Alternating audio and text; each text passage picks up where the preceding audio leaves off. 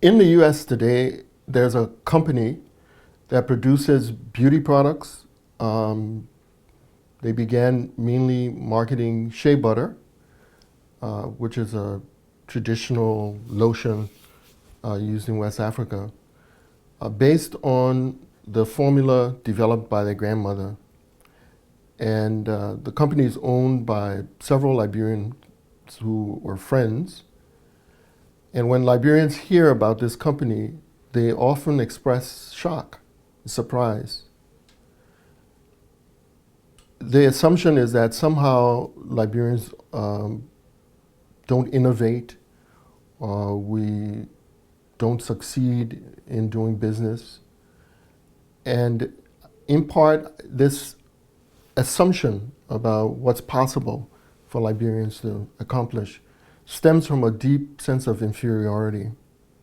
If we look at our history, you'll find that those who have written about the history for ages, for centuries, will describe aspects of West African culture in the most derogatory terms.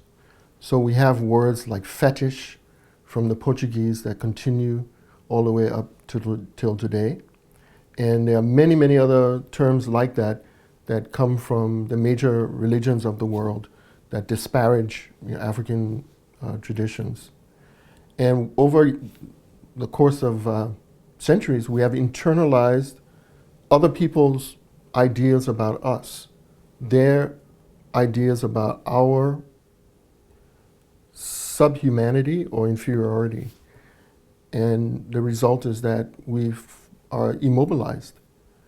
So the more we know about our history, the more we know about what have been accomplished by those who came before us, the more energized we can be, the more inspired we can be by their examples.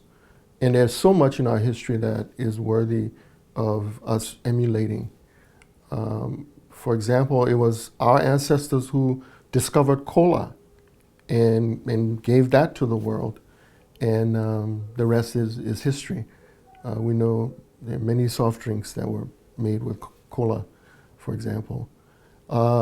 People don't think about this, but when European explorers came along the coast of West Africa, they knew how to sail, but they didn't know the current or the winds of the Atlantic in our region. And anyone who has ventured out on the beaches of Liberia knows that the rocks in the sea there can be very treacherous, and the currents themselves can be treacherous.